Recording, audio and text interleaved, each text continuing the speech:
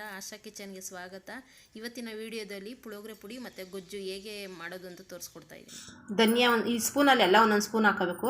ಧನಿಯಾ ಒಂದು ಸ್ಪೂನು, ಕಡಲೆಬೇಳೆ ಒಂದು ಸ್ಪೂನು, ಉದ್ದಿನಬೇಳೆ ಒಂದು ಸ್ಪೂನು, 1/4 ಸ್ಪೂನು ಈ ಮೆಂತ್ಯ, ಅರ್ಧ ಸ್ಪೂನು ಸಾಸಿವೆ, 1 ಸ್ಪೂನು ಮೆಣಸು, ಒಂದು 5 ಮೆಣಸಿನ್ಕಾಯಿ ಮತ್ತು ಸ್ವಲ್ಪ ಕರಿಬೇವು. ಇದೆಲ್ಲ ಹಂಗೆ ಫ್ರೈ ಮಾಡ್ಕೊಳ್ಳೋಣ.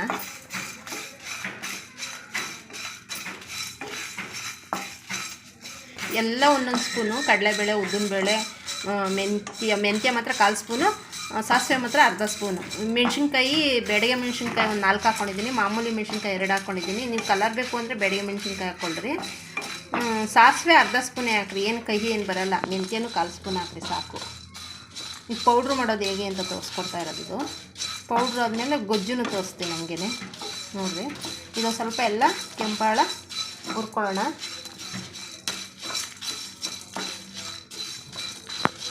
ಎಲ್ಲ ರೋಸ್ಟ್ ಮಾಡ್ಕೊತಾ ಇದ್ದೀನಿ. ಇದಕ್ಕೇ ಇಂಗೂ ಹಾಕೊಬಿಡ್ತೀನಿ. ಪುಡಿ ಇದ್ದರೆ ಬೇಕಾದ್ರೆ ಹಾಕೋಬೋದು, ಪುಡಿ ಇಲ್ಲ ಅಂದ್ಬಿಟ್ಟು ಗಟ್ಟಿದೆ ಐತೆ, ಅದಕ್ಕೇ ನಾನು ಪೌಡ್ರ್ ಮಾಡ್ಕೊತೀನಲ್ಲ, ಅದಕ್ಕೋಸ್ಕರನೇ ಇದರಲ್ಲೇ ಒಂದು ಸ್ವಲ್ಪ ಬೆಚ್ಚಗೆ ಮಾಡ್ಕೊತೀನಿ. ಗ್ಯಾಪ್ನ ಇರಲಿ. ಇನ್ನೂ ಒಂದು ಸತಿ ಬೇಕಾದ್ರೆ ನಿಮ್ಗೆ ಹೇಳ್ಕೊಡ್ತೀನಿ, ಕೆಲವರು ಮರ್ತೋಯ್ತಾರೆ.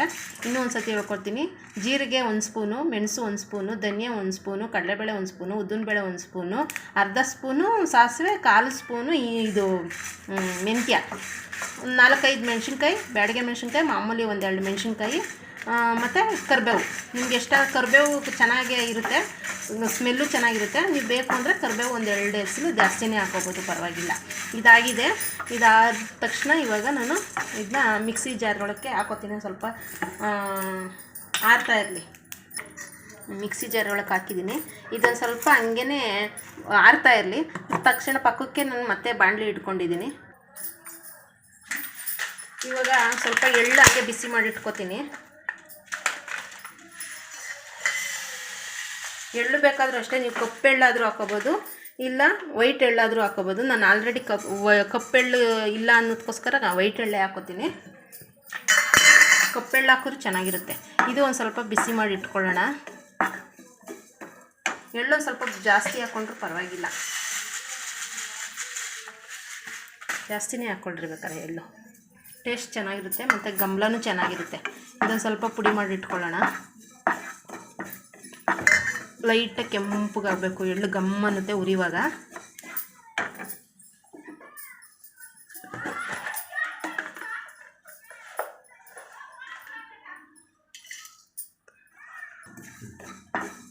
ಎಳ್ಳು ಸ್ವಲ್ಪ ಕೆಂಪು ಬತ್ತೈತೆ.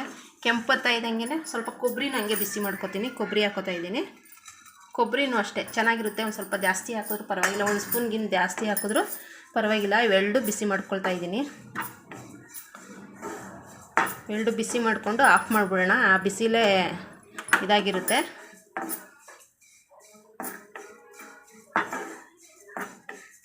ಬಿಸಿ ಮಾಡ್ಕೊಂಡು ಆಯ್ತಿದ್ದು ಹಾಗೆ ಬಿಟ್ಬಿಡ್ತೀನಿ, ಪಾನಲ್ಲೇ ಇರಲಿ. ಇವಾಗ ಅದನ್ನ ಪುಡಿ ಮಾಡ್ಕೊಳ್ಳೋಣ, ರುಬ್ಬೋಣ. ಪೌಡ್ರ್ ಮಾಡ್ಕೊತಾ ಇದ್ದೀನಿ ಮಿಕ್ಸಿಲಿ.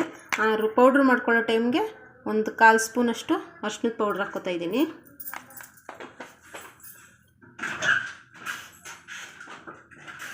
ಮತ್ತು ಒಂದು ಅರ್ಧ ಸ್ಪೂನಷ್ಟು ಮಾಮೂಲಿ ಉಪ್ಪಿನ ಸಾಲ್ಟ್ ಹಾಕೋತಾ ಇದ್ದೀನಿ, ಒಂದು ಅರ್ಧ ಸ್ಪೂನಷ್ಟು.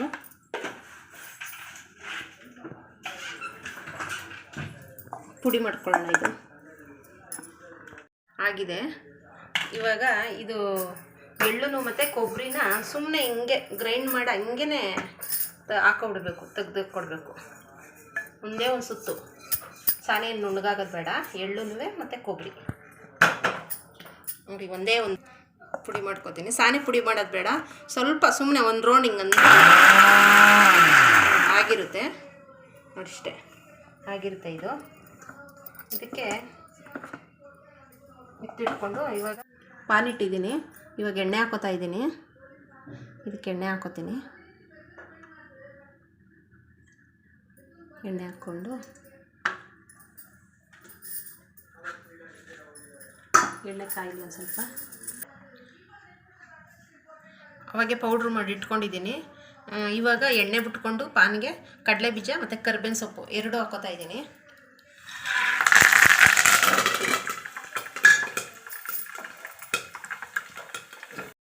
ಇದು ಕಡಲೆ ಬೀಜ ಮತ್ತು ಕರಿಬೇವು ಒಂದು 4 ಗೋಡಂಬಿ ಹಾಕ್ಕೊಂಡಿದ್ದೀನಿ.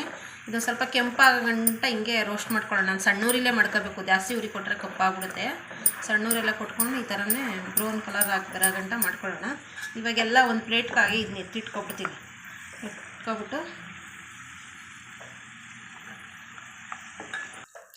ಎಲ್ಲ ಕಡಲೆ ಬೀಜ ಎಲ್ಲ ಹಿಂಗೆ ಎತ್ತಿಟ್ಕೊಂಡಿದ್ದೀನಿ. ಸೈಡಲ್ಲಿ ಎತ್ತಿಟ್ಕೊಂಡು ಇವಾಗ ಅದೇ ಎಣ್ಣೆಗೆ ಸಾಸಿವೆ ಹಾಕೋತಾ ಇದ್ದೀನಿ.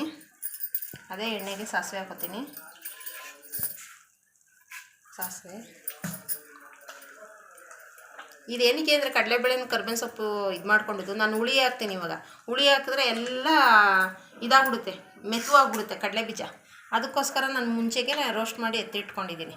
ಕಡಲೆ ಬೀಜ, ಒಂದು 3-4 ಗೋಡಂಬಿ, ಸ್ವಲ್ಪ ಕರ್ಬೇವಿನ ಸೊಪ್ಪು. ನಿನ್ನ ಕರ್ಬೇವಿನ ಸೊಪ್ಪು ಇಷ್ಟ ಆದರೆ ಇನ್ನೊಂದು 2 ಜಾಸ್ತಿನೇ ಹಾಕ್ಕೊಳ್ರಿ, ಪರವಾಗಿಲ್ಲ, ಹಾಕ್ಕೊಳ್ರಿ. ಇವಾಗ ಸಾಸಿವೆ ಸಿಡಿದ ತಕ್ಷಣ ಕಡಲೆಬೇಳೆ ಮತ್ತು ಉದ್ದಿನಬೇಳೆ 2 ಹಾಕೋತಾ ಇದ್ದೀನಿ.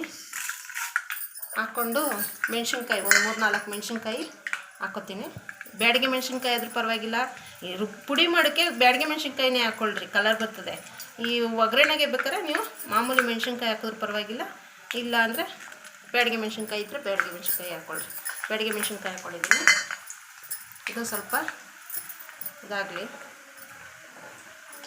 ಇದು ಪೌಡ್ರ್ ಮಾಡಿ ಇಟ್ಕೊಂಡ್ರೆ ನಿಮಗೆ ಜಾಸ್ತಿ ಮಾಡಿ ಇಟ್ಕೊಳ್ರಿ ಪೌಡ್ರು. ಆಮೇಲೆ ಬೇಕಾದ್ರೆ ನೋಡಿ ಈ ಥರ ಒಗ್ಗರಣೆ ಮಾಡಿಕೊಂಡು ಗೊಜ್ಜು ಮಾಡ್ಕೊಬೋದು. ನಾನು ಪೌಡ್ರ್ ಆಲ್ರೆಡಿ ನಿಮಗೆ ಅದು ನೋಡಿ ತೋರಿಸಿದ್ದೀನಿ. ಅದು ಪೌಡ್ರ್ ಎಕ್ಸ್ಟ್ರಾ ಮಾಡಿ ಇಟ್ಕೊಬೋದು ಜಾಸ್ತಿನೇ. ಇದು ಒಗ್ಗರಣೆ ಗೊಜ್ಜು ಮಾಡ್ತಾ ಇರೋದು. ಇದು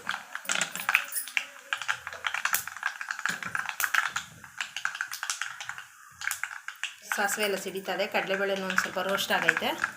ಇವಾಗ ಹುಳಿ ಹಾಕೋತೀನಿ. ಇದಕ್ಕೆ ಸ್ವಲ್ಪ ಹುಳಿ ಹಾಕೋತಾ ಇದ್ದೀನಿ. ಹುಳಿ ಹಾಕ್ಕೊಂಡ್ರೆ ಎಗರುತ್ತದೆ ನೀರು, ಅದಕ್ಕಾಗಿ ನಾನು ಮುಚ್ಚಿಬಿಡ್ತೀನಿ.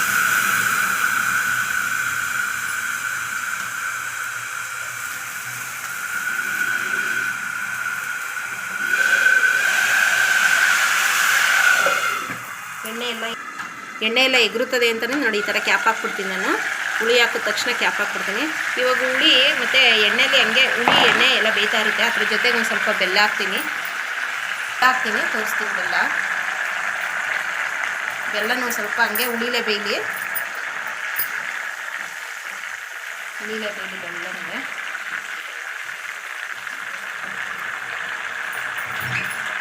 ಹುಳಿ ಮತ್ತು ಎಣ್ಣೆ ಎಲ್ಲ ಬೇಯ್ತದೆ. ಬೆಲ್ಲನೂ ಹಾಕಿದ್ದೀನಿ. ಬೆಲ್ಲ ಸಮೇತ ಹಂಗೆ ಒಂದು 2-3 ಕುದಿ ಬಂದರೆ ಇವಾಗ ಒಂದು ಸ್ವಲ್ಪ ಅದಕ್ಕೆ ಆಲ್ರೆಡಿ ನಾನು ಪುಡಿಗೆ ಉಪ್ಪು ಹಾಕ್ಕೊಂಡಿದ್ದೀನಿ.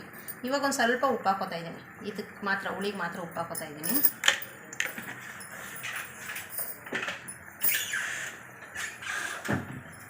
ಇನ್ನೂ ಸ್ವಲ್ಪ ಅರಿಶಿನ ಪೌಡ್ರ್ ಬೇರೆ ಹಾಕೋತೀನಿ, ಸ್ವಲ್ಪ ಚಿಟಿಕೆ.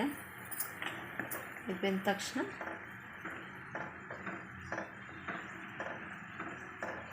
ಹುಳಿ ಬೆಂದಿದೆ. ಹುಳಿ ಬೆಂದ ತಕ್ಷಣ ಈ ಪೌಡ್ರ್ ಹಾಕೊಳ್ಳೋಣ. ಪೌಡ್ರ್ ಮಾಡಿ ಇಟ್ಕೊಂಡಿದ್ದೀನಿ ಎಲ್ಲ. ನಿಮ್ಗೆ ಎಷ್ಟು ಬೇಕೋ ಅಷ್ಟು ಪೌಡ್ರ್ ಹಾಕ್ಕೊಳ್ರಿ. ಪೌಡ್ರ್ ಹಂಗೆ ಎತ್ತಿಟ್ಕೊಂಡ್ರೆ ಮತ್ತೆ ಇನ್ನೊಂದು ದಿನ ಇದೇ ಥರ ಹುಳಿ ಬೇಯಿಸ್ಕೊಂಡು ಹಾಕೋಬೋದು. ನೋಡಿರಿ, ಒಂದು 2-3 ಸ್ಪೂನ್ ಹಾಕೋತೀನಿ ಪೌಡ್ರು.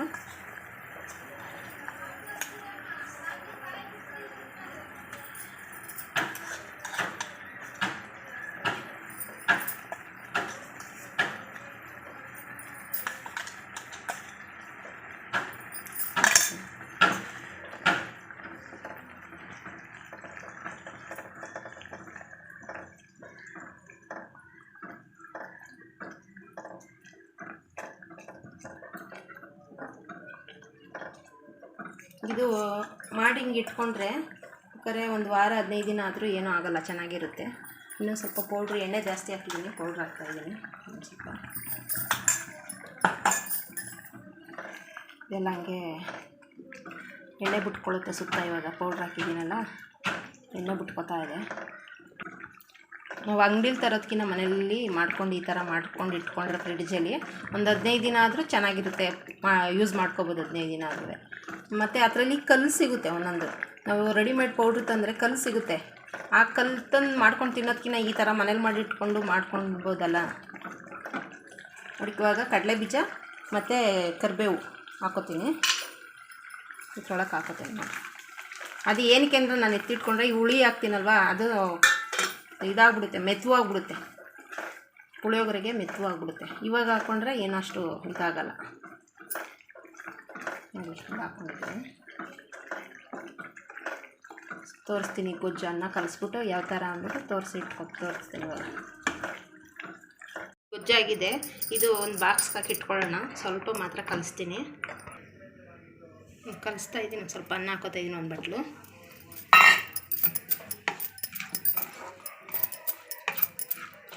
ಈ ಥರ ಮಾಡಿಟ್ಕೊಂಡ್ರೆ ಒಂದು ಬಾಕ್ಸ್ ಫುಲ್ಲು ಮಧ್ಯದಲ್ಲಿ ಎಮರ್ಜೆನ್ಸಿ ಏನಾರ ನಾಷ್ಟ ಮಾಡೋಕ್ಕಾಗಿಲ್ಲ ಅಂದರೆ ಅನ್ನಕ್ಕೆ ಇಟ್ಕೊಬಿಟ್ಟು ಈ ಥರ ಎಲ್ಲ ಗೊಜ್ಜೆಲ್ಲ ಕಲಿಸ್ಕೊಂಡು ಹಾಕ್ಕೋಬೋದು. ಹುಡುಗ್ರಿಗೆ ಬಾಕ್ಸ್ ಕಟ್ಟಿಕೆ ಮಾಡೋಕ್ಕೆ ಸರಿಗುತ್ತೆ. ಕಲಿಸಿದ್ದೀನಿ ನೋಡಿರಿ. ನಿಮ್ಗೆ ಏನಾರ ಇನ್ನೂ ಕೆಂಪು ಬೇಕು ಅಂತಂದರೆ ಇನ್ನೂ ಒಂದು 2-3 ಮೆಣಸಿನ್ಕಾಯಿ, ಬ್ಯಾಡಿಗೆ ಮೆಣಸಿನ್ಕಾಯಿ ಜಾಸ್ತಿ ಹಾಕ್ಕೋಬೋದು. ನಾನು ಯಾಕೆಂದರೆ ಮೆಣಸು ಒಂದು ಸ್ಪೂನ್ ಹಾಕ್ಕೊಂಡಿದ್ದೆ, ಅದು ಖಾರ ಬಂದ್ಬಿಡುತ್ತೆ ಅನ್ನೋದಕ್ಕೋಸ್ಕರ ಕಮ್ಮಿನೇ ಹಾಕ್ಕೊಂಡಿದ್ದೀನಿ ಮೆಣಸಿನ್ಕಾಯಿನ. ನೋಡಿ ಈ ಥರ ಬಂದಿದೆ ಕಲರು. ಈ ವಿಡಿಯೋ ಇಷ್ಟ ಆಗಿದರೆ ಲೈಕ್ ಮಾಡಿ, ಶೇರ್ ಮಾಡಿ, ಸಬ್ಸ್ಕ್ರೈಬ್ ಮಾಡಿ. ಮತ್ತೆ ಇನ್ನೊಂದು ವಿಡಿಯೋದಲ್ಲಿ ಸಿಗ್ತೀನಿ. ಬಾಯ್.